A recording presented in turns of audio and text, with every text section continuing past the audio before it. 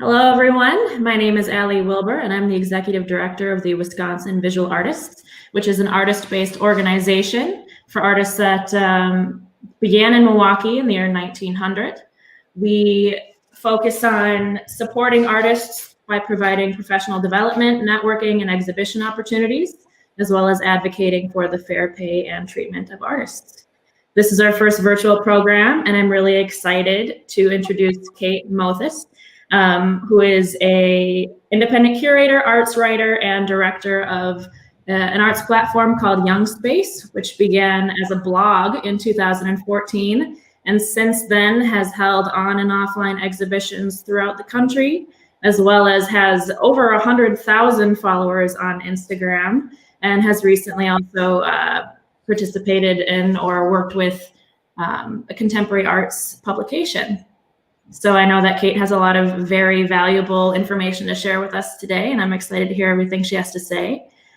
Please feel free to post any questions that you may have in the comments below. We will try to make some time for a Q&A at the end of her talk. So I will turn it over to Kate and let her share her wisdom with us today. Awesome. Thank you, Ellie.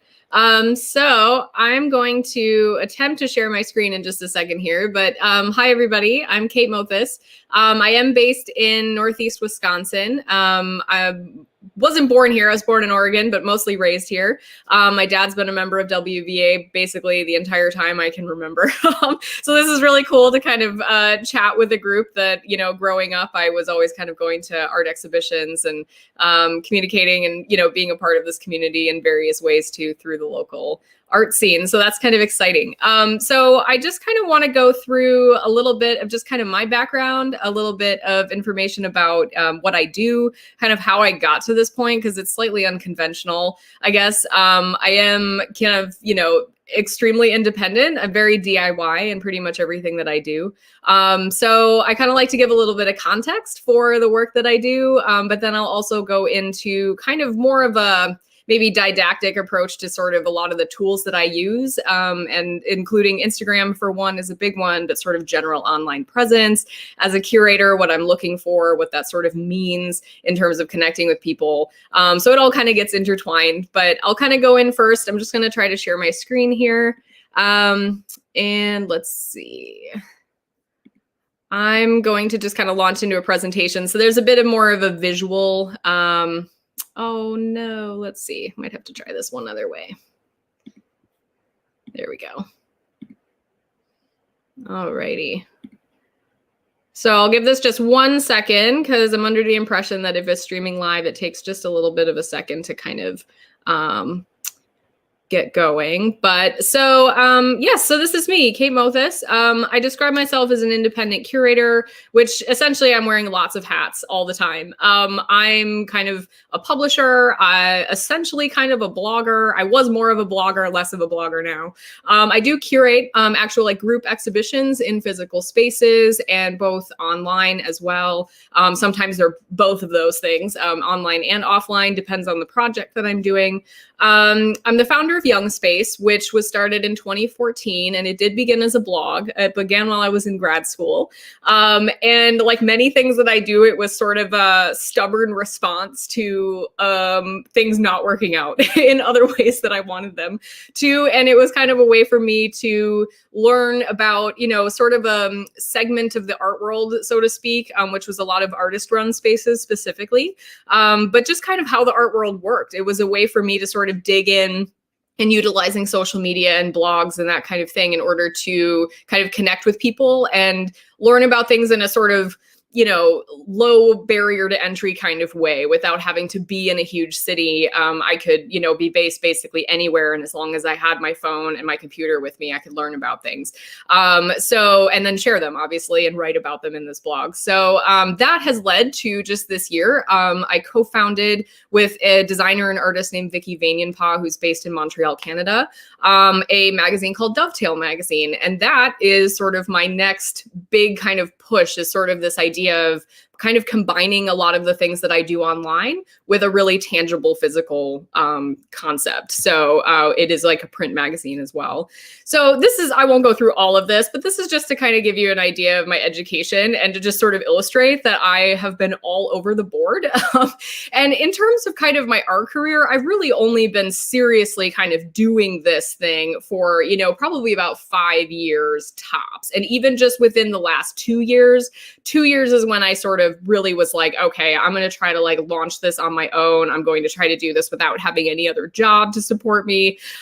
So I switched undergraduate programs 5 times, and I only mention them. I have 3 here because they're the ones that lasted the longest. But I did start as a studio art major. My dad has been a painter and artist, as long back as I can remember. I used to travel to art fairs with him in the summertime. Like, I was very exposed to this kind of idea of artistic community from a really young age, and just have a very creative family that I'm super grateful for. So it kind of gave me this impression I wanted to do something arts related, but I didn't really know what that was. And I struggled in studio art because I couldn't really figure out what path worked for me, I guess, in terms of thinking even remotely about doing a career, but even what I was just sort of interested in. I had this kind of break between things that I knew I was good at, but what I was interested in. And those were 2 different things. So through art studies, I discovered art history. And that was kind of phase 1, was sort of this move into art history, which was my initial actually like kind of education was in extremely ancient art history. I was super into Roman archaeology for a little while, believe it or not. And then I was at Stevens Point at the time. I had to move to UW-Madison because Stevens Point had gotten rid of their art history major. And that was where I discovered kind of the Bauhaus, which was kind of fundamental in sort of moving forward things that I am still interested in now. But if you're not super familiar, the Bauhaus was a school, a workshop, a community based in Germany. They had 3 different locations in the early part of the 20th century. Inevitably, they were shut down by the Nazis. There was this whole colorful history of so much of the design and the art that came out of there. And I was really inspired by just this idea of community and collaboration and sort of this movement across art and design boundaries. And I thought that that was really cool. So fast forward a few years, I graduated from undergrad in 2008. It was the middle of an economic recession. There was like no hope for a job for me in the arts at the time. I had 0 skill set and an art history degree. So I volunteered a bunch. And then after a few years, I was working at a bookstore locally here in town, which kind of gave me a little bit of time to think about it. And then I went to the Edinburgh College of Art, which is in Scotland. And I have a master's in the history of art theory and display. And so there I also kind of focused on community and collaboration, another very historic kind of so-called legendary, I guess, college in North Carolina called Black Mountain College, which ran from 1933 to 57. And, then I moved back home and continued with my day job and sort of continued working on Young Space, which I had begun while I was in Scotland. So kind of questions that I've always been really interested in, especially being in Wisconsin, because, I'm located in Northeast Wisconsin, sort of between, I'm in Kaukauna, I'm between Green Bay and Appleton. We have a couple small art museums or museums that occasionally cross over into art programming. This is fairly recent in my experience that there's a number of these. And I think we're extremely challenged this year, obviously, with funding, and there's a lot of things that have been slowed down. So it'll be interesting to see what happens in time. But especially when I was in high school and younger, there really just wasn't much that appealed to me as like an 18-year-old. I didn't know where to find it. I didn't know, art galleries, what kind of appealed to me as a person who was interested in art. It was really hard for me to make those connections. But one of the major things about that is that when I was 18, we didn't really have, the internet existed, but smartphones weren't a thing. Social media wasn't a thing yet. It was just on coming up within the next few years. But just that access, that connection was just not there. So it's kind of interesting in hindsight to look back at that. But these are questions that I still think about in pretty much every project that I'm involved in, because where it is located is super important. The access to information about what's going on, education resources, the money that someone makes or comes from that enables them to make connections or be certain places, what your background is, your, kind of cultural background, racial background, ethnic, these, kind of cultural things that lend kind of to where maybe you grew up or what your, you know, kind of interests are in certain areas of art. It's like the art world's broken up into many different kind of realms. And so how all of these things cross over into kind of one big giant Venn diagram is really interesting. But, you know, your access to technology, which is super important, kind of the further you are away from a cultural hub of some kind, say like Chicago or New York City. And then, you know, whether you have a physical disability or not. And I think that this is a conversation that's come up a ton this year in terms of virtual presence in the art world, because in some ways it's more accessible to some people than it has ever been, because we are all accessing it on this same level. So these are just kind of some things that tend to just to like go into with, these are things that are always on my mind. So in 2014, when I started Young Space, it was largely because of something that I sort of clumsily tried to illustrate in this slide, but that I was working at the National Trust for Scotland, which is a historical organization in Scotland that is, you know, they own many properties, lots of estate houses, a few castles. This is Falkland Palace, which is a royal palace. And so I worked in the palace. We would be curating objects, these absolutely beautiful rooms. But it was also a very bureaucratic organization. You know, this was like 1 in every 10 times I'd be at a palace. The rest of the time I would be in a big glass office block kind of doing data entry. And they were, unfortunately, at the time, going through some transitions. It was quite disorganized. And my internship, the work that I was doing there, it kind of just fell apart. They essentially let me go. And for no fault of my own, I was just sort of, you know, like, okay, now what? So trying to sort of fill that gap and complete this, you know, internship for my studies. And also just because I think I wasn't really quite satisfied with that way of working, I happened upon this space called Interview Room 11, which was right down the hill from where I lived. It's an artist-run space. They still exist. They've just moved to a different location now, but they were run by 4 people who were artists and kind of curators themselves. They basically self-organized the space. And it was located in a building that had about, I think it was like over 80 artist studios. And it was a big office block. So all the old offices were studios. So you could just wander the halls of this building and, you know, see people working on really amazing things of all kinds. And so it was kind of just this sudden, like completely separate from, you know, university study, this place where people were still putting together really critical, smart, self-organized, you know, very interconnected programming. And so I volunteered there and I was like, can I just help you? I want to see how this works. And so I sat in the gallery while it was open, kind of talking to visitors, making sure everything was, you know, looking good on the walls and looked, you know, set up for every day. And the conversations that I got started there were actually what ended up launching Young Space. And through this project, I became really interested in this idea of kind of it's specific and more in Europe and the UK, I guess. And I think it just goes back historically a little bit. Their models for art spaces are a bit different. In the US, we kind of have commercial galleries, shops, you know, places that, you know, operate as for-profit businesses. And then you have these nonprofit organizations. But when you think about an art museum or an art center, they're often big in the US. You know, you're like the Guggenheim or MoMA, you know, these big well-funded museums, and they have cafes and maybe a theater attached, and there are these kind of amazing complexes. And I really loved that, but I discovered more frequently in the UK that there are sort of these smaller centers that are very specialized. They often do not have a permanent collection at all. But the one on the right is the South London Gallery. The one on the top left is Fruit Market Gallery in Edinburgh. And the one on the bottom left is Tramway in Glasgow, Scotland. So these were some that I was kind of just introduced to while I was living there.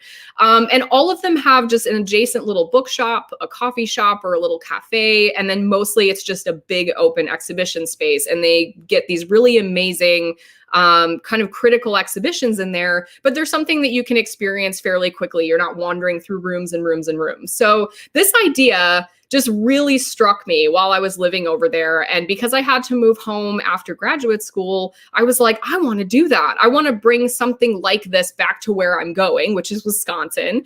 And I was like, this is something I had never been exposed to before. I would love to like bring this and try to like build this sort of community back at home. So I worked really hard to do that. My first kind of experiment was this Appleton College Avenue pop-up. This is where, if anybody's familiar in Appleton, I think it's called the Floatlight.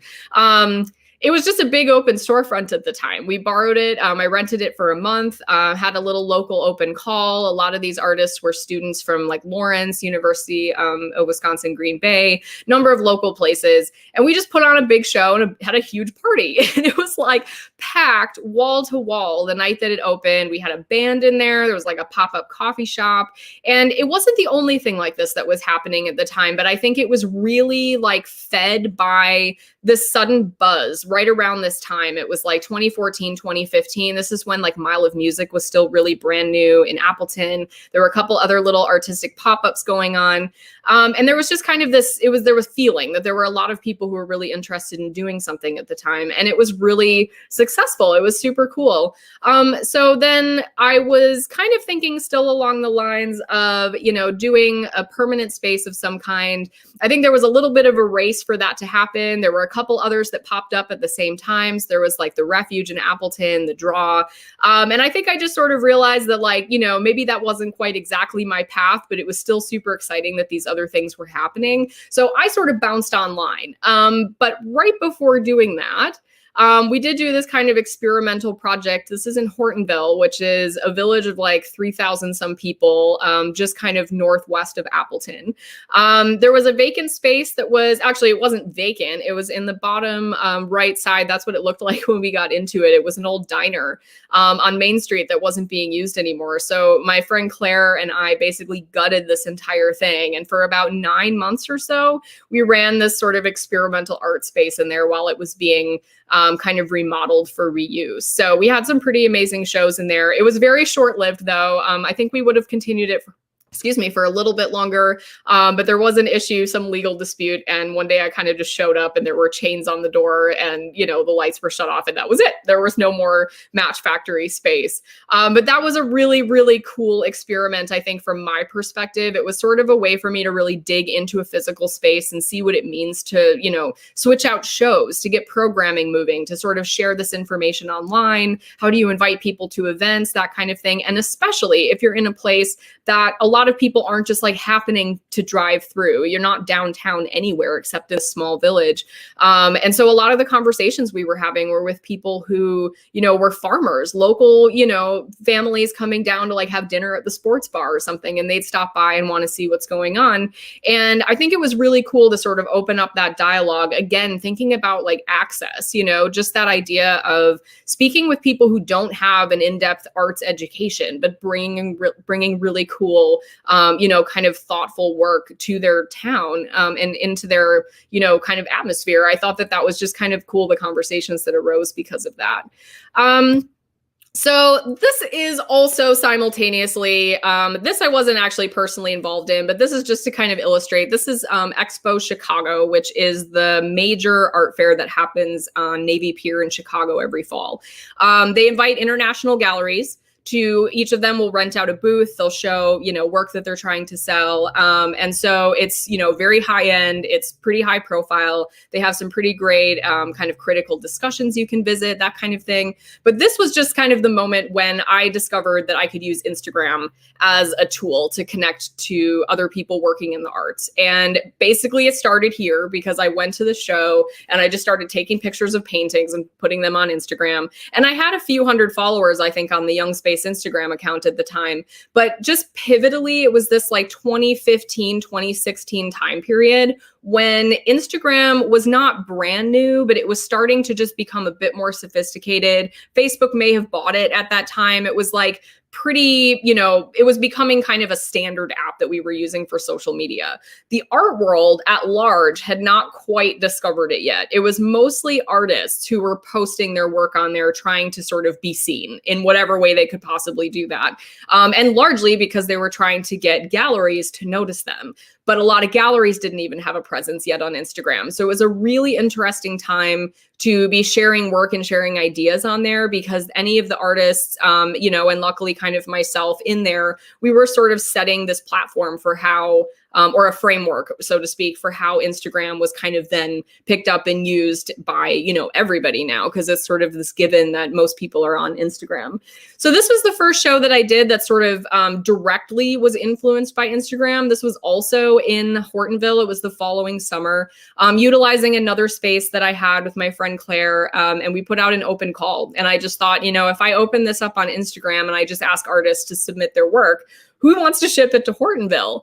And this response was just phenomenal. And it completely changed the direction that I ended up taking my work. And I think it was just because this was one of those pivotal moments, which is really kind of amazing to think about, especially because this year we've been online so much, that this was the first time where I was really thinking, like, does it actually matter if the work is not physically visitable, I guess? If it's in a space, do you have to go rent a space in Chicago or New York for, $1,500, $2,000 for a month, or take out a lease on an actual gallery or whatnot?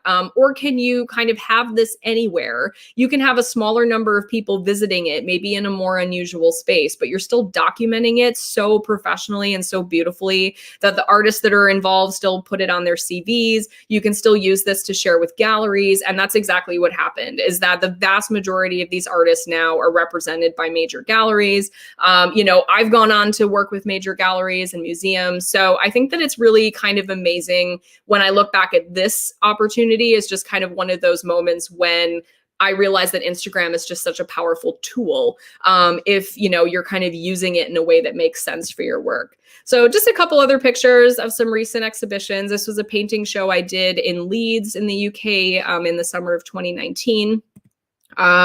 This is the only solo show I've ever curated, which was really interesting.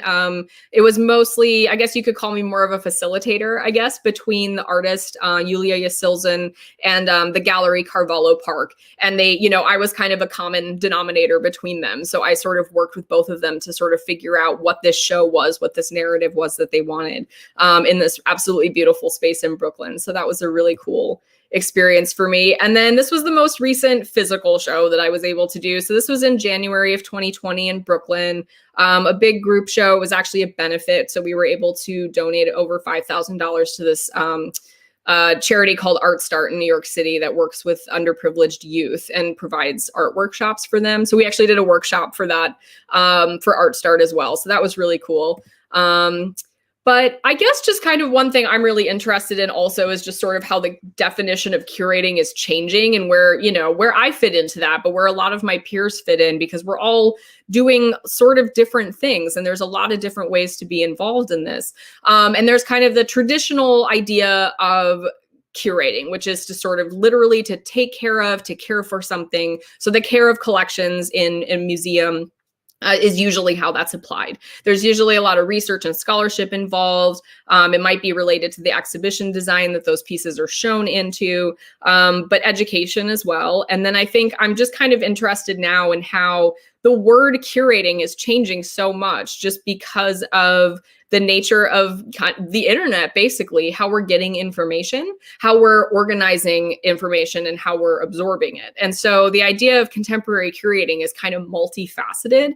It can be independent. It can be very collaborative. In my case, it can be fairly nomadic. I'll move from space to space and work with different people. It can be very political. There's a lot of activism that goes on through curating because you're kind of putting together a number of different ideas. They can be very alternative. And it's kind of moving into some of these different terms that are sometimes associated with different things. So organizers are sometimes more related to sort of social justice. Producers are maybe more related to the entertainment industry. But there are curators who are essentially working in the art world who are pulling some of these concepts together to create new projects. And then there's also, there's even some art programs in schools, master's and PhD programs related to curating as an artistic practice. So that's a research-based thing, but artists sort of working through curating as a medium. And now, especially there's sort of this online, offline hybrid thing happening. So that's kind of fascinating as well, but it's changing really quickly. And we're still, using a lot of the historical ideas of curating, but sort of applying them to new formats. So this is just sort of in some kind of the, work that I'm doing. So Young Space and Dovetail magazine, it's curated exhibitions online and offline. There's a print publication for Dovetail magazine. I try to make them very responsive to what's going on in the art world, which is also trends coming and going in the market very, very quickly, because we're just spreading information so quickly online. And I'm really into prioritizing access and equity in the arts. So, even just the platforms themselves should be easy to access. There should be kind of online, cheaper downloads of the magazine, as opposed to also having the option of a more expensive print copy. There's that idea to me. I think Young Space is still very much a personal project. It is a platform, but it's not really a company. It's just me. So there's that kind of maybe a little bit of a tension between whether it's personal and it's just me, or there's an entire brand involved.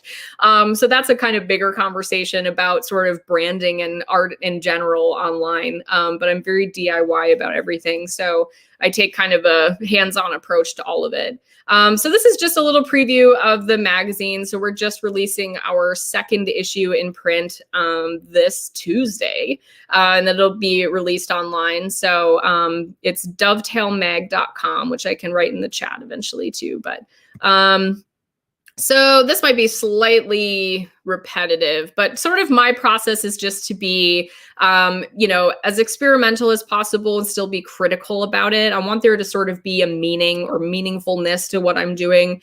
But that, from an artist standpoint, but also a DIY curator standpoint, however you want to look at it, I think that it's very important to kind of learn the rules, learn what they are, and then define your own rules. Figure out which ones you can bend, break, just disregard altogether, because that's what the art world kind of is. And I think in some ways that can be really maddening, but in some ways that's what makes it what it is. It's that it can kind of constantly be reinventing itself because artists are constantly sort of pulling ideas and sort of defining for us, visually or through, literature and like music, just kind of our sort of universal experience. So it can be very collaborative across different fields. And I also think that there's, it's really important to sort of avoid any pressure of sort of what you should do or should be in the art world, especially because if we're on social media all the time, you can sometimes kind of get funneled down this idea of what, an artist is supposed to be like, or how you're supposed to show your work online. And there really isn't just like one catch-all solution. It totally depends on like who your kind of art world family is. So finding that family can be difficult, but I think once you do find that sort of community, either like a network of galleries or a network of other artists or a studio cohort, people you share a studio space with, it can be any number of things. But I think once you find those connections, further connections become easier because you can kind of help each other out, and you're on the same page, so to speak. So it's kind of important to embrace both the art side and the admin side. So even for what I do, there's very much a creative aspect to it, but then there's obviously the administrative paperwork side as well. So it's very important to just kind of balance those things and make sure I'm not burning out on one or the other. And if I need help, finding somebody to help me out.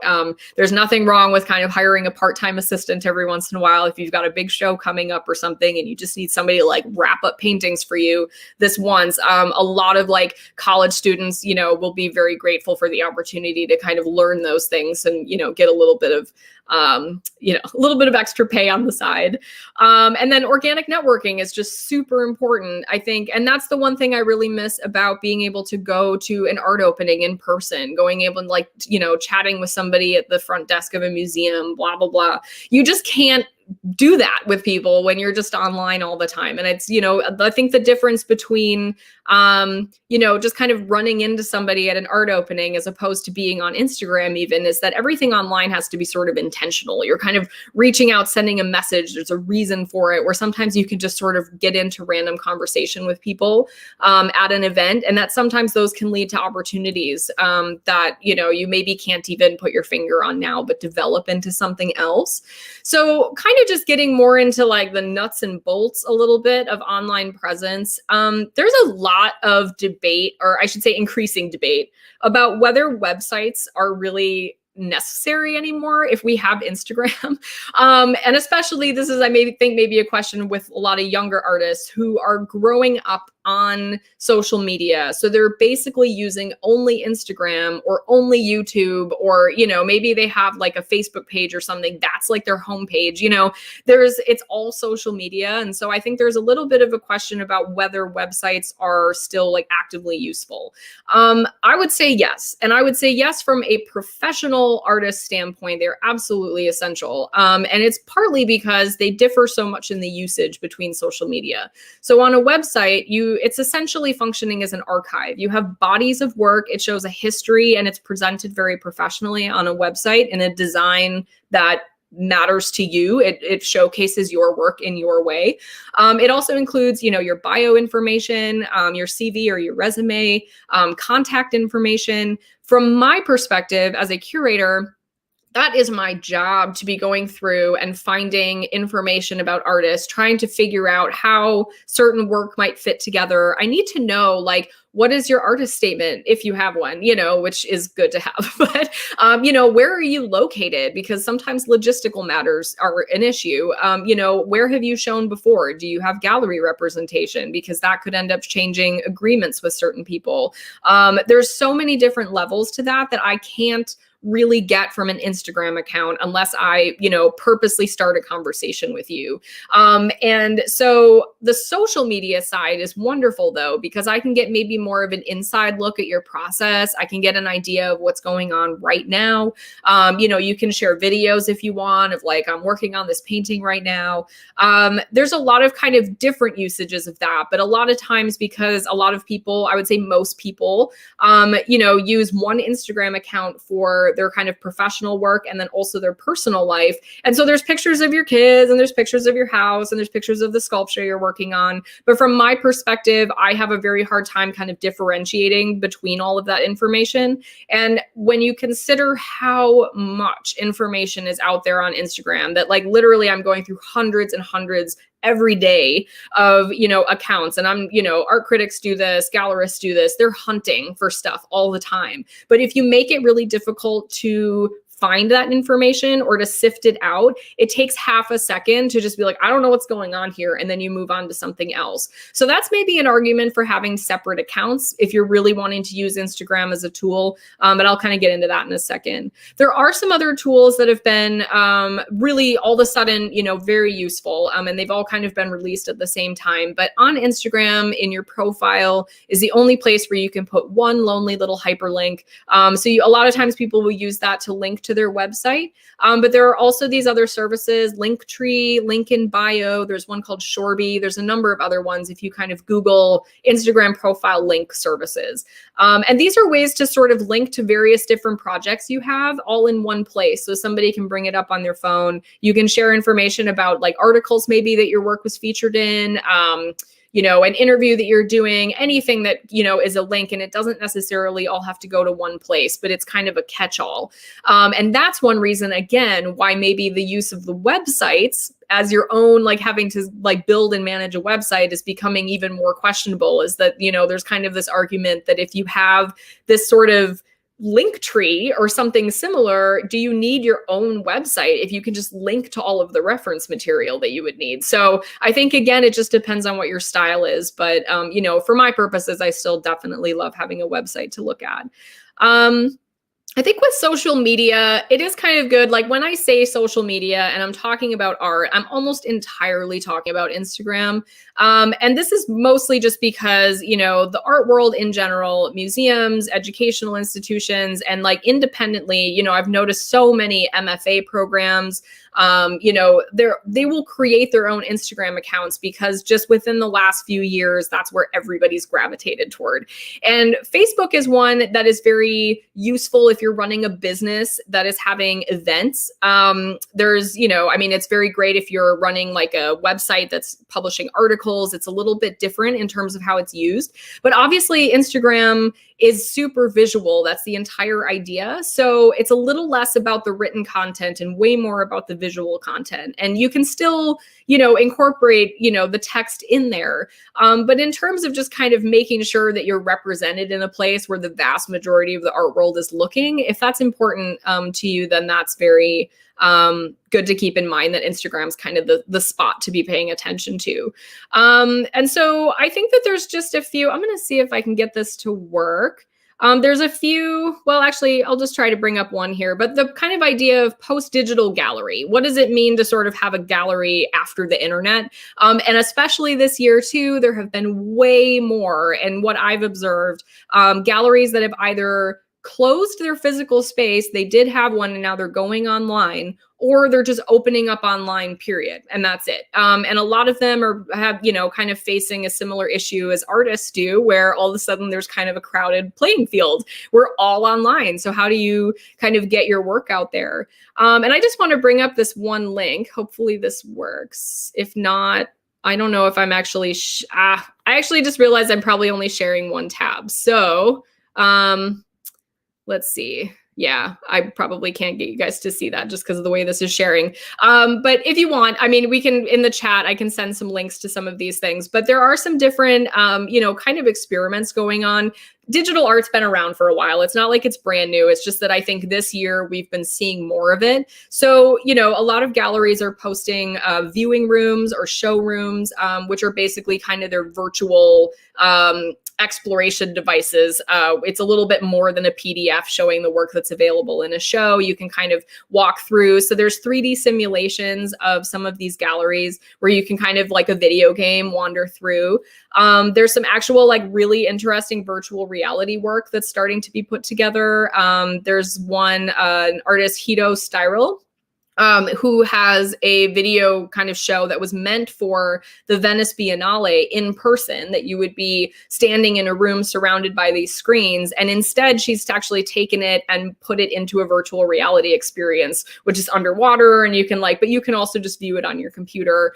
And then sometimes they're sort of interactive. So there's one that I ran across where an artist has created face filters. So you actually use Instagram in order to experience this exhibition, and you kind of put the face filters onto your own image and can take photos with it and kind of build it into a performance. So it becomes very participatory in that way. And I think that that is the reason why so much digital art and video is kind of coming to the forefront within the next, or within the recent years, is because the tools that we have to view this online just at our own computers and on our phones is so much better than it was a few years ago. Otherwise, you would have had to like go to the museum to check that stuff out. So basically, in a nutshell, Instagram. So what's awesome about it is that it's your ability to curate, so to speak, again, using that word, your own experience on there. So the types of things that you look at, Instagram will give that back to you. So the algorithm wants to show you more of what you like, so you like to keep using it.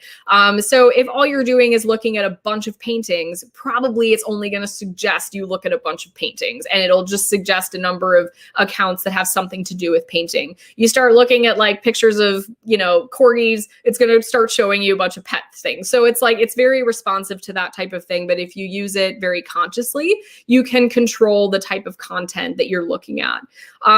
It's definitely the social app where the art world is. And I use the art world very broadly, but that does mean vast majority of artists are using Instagram if they're trying to get their work out there in a professional way.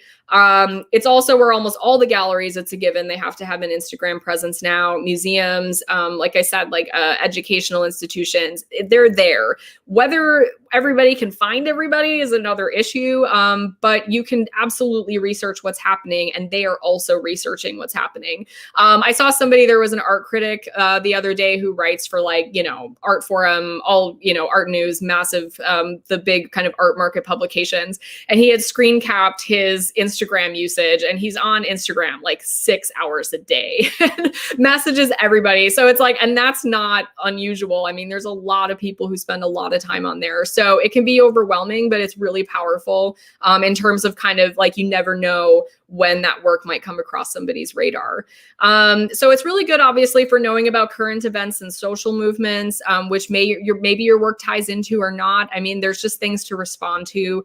So it's tied into the larger cultural, you know, shifts and movements. It's the ability to like legitimately connect with others and share. And I think this is just the one thing that I always feel like is most important to remind people. If you're on Instagram for a while, or you're just thinking about using it, or you're like, I don't know. It's very social, and that's the best way to use it, is to actually remember that it is a social platform, and that, I'll think my one criticism of it, and I think of a lot of social media, but because it's so visual, it can become kind of like you're just getting bombarded by messages and marketing all the time. And it's hard to differentiate between whether somebody's just trying to sell you a brand or whether you're kind of interacting with an actual individual. But I think that there still are moments when, those connections can be very, very valuable. And, I have to say that like probably every single thing that I've done has in some way, through some connection, gone back to an exchange I've had on Instagram, that somebody saw something, somebody mentioned it to somebody else. So you never know. It might not be a direct sale through Instagram. They certainly can happen. But it's more about who you're connecting with in order to build these relationships, because the art world is all about relationships at the end of the day. And, for better or worse, a lot of it has to do with who you know. But how do you get to know people if you don't socialize with them? So this is kind of that great way, built for introverts, like, kind of sending a message to people that you really admire, commenting on work that you really like. Those are all just like really simple tools that you can use, that you never know when that might spark a really cool project. So it can be a rabbit hole. It can be a little bit of a time vacuum. So if you find that it's kind of a problematic for your own studio practice, it's good to like set limits if that's helpful for you. Again, is everything an advertisement? Kind of, maybe.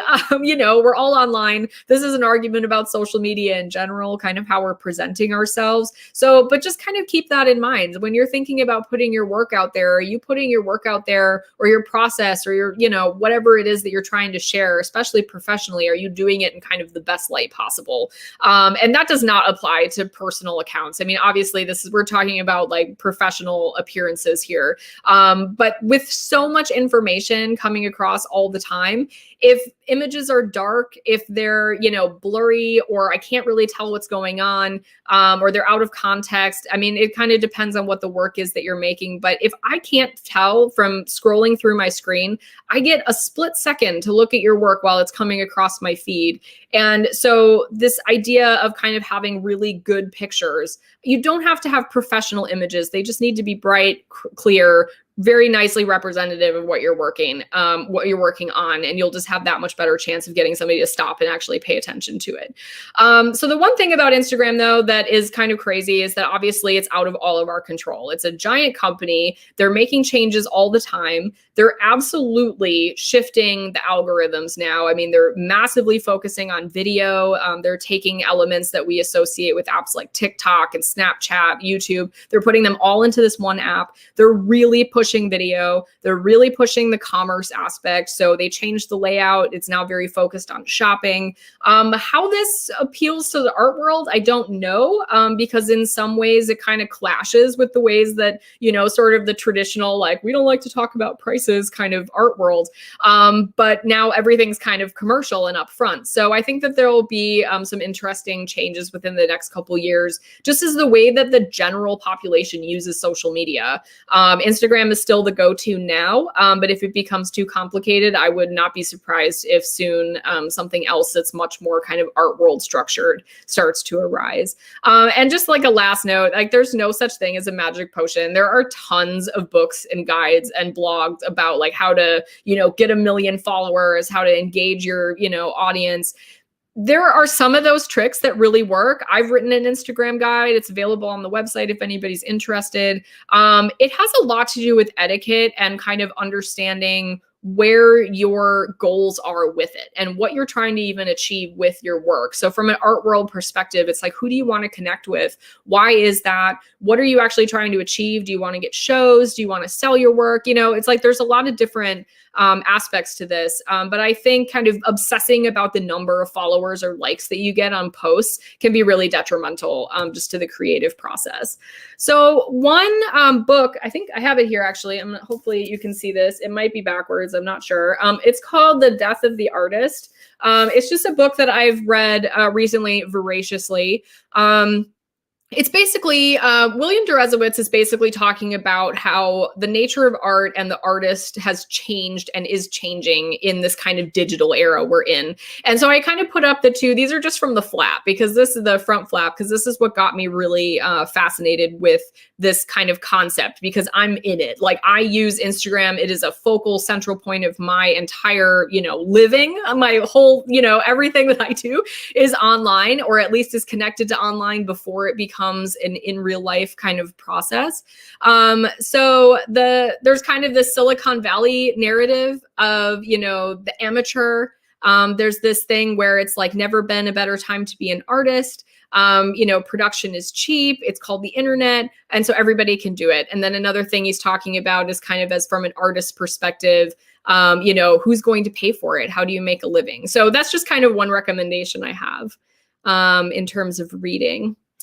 And then let's see, kind of getting to the end here. So I just kind of want to talk a little bit about, I think, something that is kind of a hang up when it comes to using Instagram, but also your online presence in general. And this is kind of this blurring idea of the difference between art and content. And they are very different things, but how they're being presented to us online, we're getting them at the same time, and we're learning about them and seeing them at the same time. And it's starting to kind of blur the definitions between them. So the way I've kind of put it is sort of art with a capital A, the physical piece of work, the experience that you have looking at, or, viewing or walking around a piece of work in a space. I think maybe the closest thing I can compare content to would be, online. It's like reading a book. So you're seeing pictures or illustrations of work and information about that work, but it's not the same as the work itself. And so there's this visual impact that we're thinking about online. And this comes straight from advertising, is this idea of the image being sort of superior even to whatever the thing is. So, a really lovely little painting. It could literally, I was just thinking, like, the other day I saw a post of one that was just this tiny little, like, 6x6 inch abstract painting. It had been photographed though at the scale that made it look like it was just like architectonic, like just giant. And it completely changed how I interpreted what that looked like. So the way that something is represented in a photograph, let alone just the quality of the photograph itself, will change how people feel about it.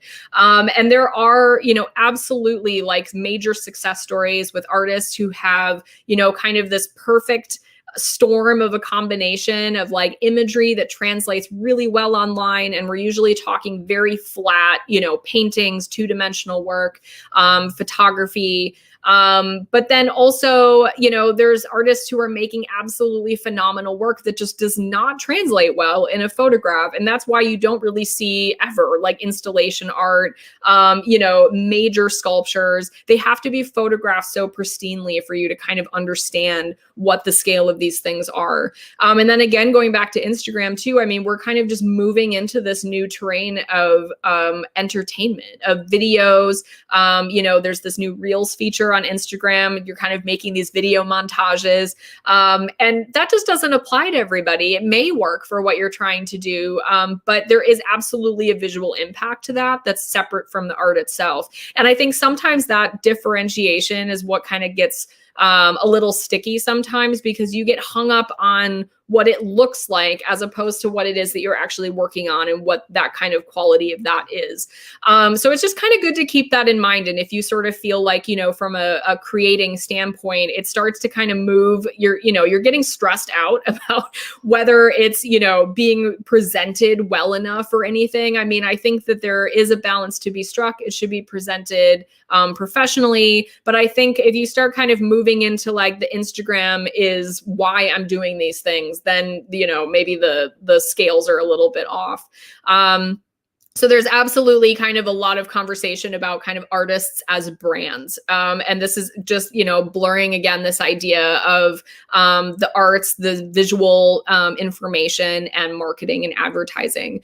But galleries I mean, if you're kind of trying to get attention from galleries or dealers, they will use those, kind of numbers on your Instagram account. It's just like a benchmark to get an idea what your audience is. It kind of gives them some idea of whether there's some marketability for your work. It is not the only thing that they're looking at. Most of them will tell you that because it's also silly to only, kind of put all your eggs in one basket in that way, because there are many, artists who have giant followings online for this or that reason. They may have bought them. It's possible to do that. And then, maybe their sales just do not work at this gallery. So gallerists and dealers are still looking at very different things than just what your following numbers are. And it's very saturated online. There's just, it's billions of people using Instagram. And we're talking like hundreds of thousands. I don't even know how many artists are on there. Galleries. There's just no way to know. I'm learning about so many. I've maxed out how many I can follow. I can't even follow any more people on Instagram, and I'm learning about more every single day. And there's new ones popping up every single day. So it's just really kind of good to keep that perspective, is that just we're all kind of on this kind of so-called level playing field, but there's so much going on. And ultimately, it is going to feel daunting if you're just starting with the app now, but there are people such as myself, for example, who have used it for like 6 years already. There's just, there's a big break there between how much content is out there, how much we've established that audience, but it is possible to still use it as a social tool to really connect with people. So I like to just kind of mention this kind of, dialogue happening with curating, publishing. I consider myself a publisher, art making, how that kind of translates into content, whether you're a content creator, are you building videos about, kind of the experience of art making? That's different than the art making itself. So a little philosophical, but it definitely kind of works its way into how we, all experience this art online. So just to kind of end, I think I like to just mention a few things because I'm online all the time. I do run open calls myself through Young Space for online and offline exhibitions. But I've also applied to a number of things, especially as a curator. I work with other people who have platforms that artists can apply to. So I like to just kind of note, like, what are some questions to think about? Because especially, if you're tightening the purse string, your budget's always tight. My budget is always ridiculously tight. So it's like, what is actually worth paying for if there's an entry fee for something? And so these questions like who's running the initiative, especially on social media, just in the back of your mind, I always like to kind of think like, if you're on Instagram, can you tell who's running this? Is it connected to a museum? Is it just a person? Does that person tell you what their name is? Or is it just this like Instagram account with no further information wanting you to send them a message to feature your work? Guaranteed they'll probably ask you to pay like $20 to get your work shared on this thing. If it's a platform that you kind of personally enjoy or learn from, if there's other work on there that you admire and love, that's a good sign that that's something that would be worthwhile for you to apply to. And even if you don't get accepted, getting your work in front of those people is really important, I think, because, visibility is what it all comes down to online. So you want to kind of ask, like, what is their model? Are they just wanting to share your work on social media? Is there a print publication? Is there an actual exhibition opportunity? Kind of weighing out what are you actually trying to get involved with?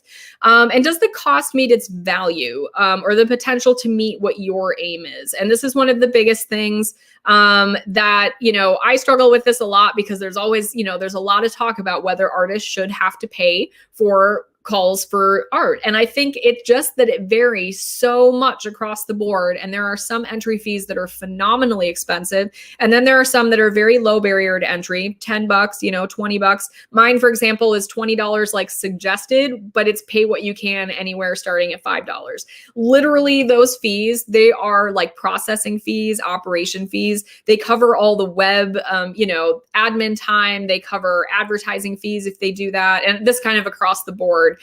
Printing fees if you're doing a print publication, and especially if these things are sort of kept independent or autonomous, and they don't focus on advertising to raise money, that kind of thing.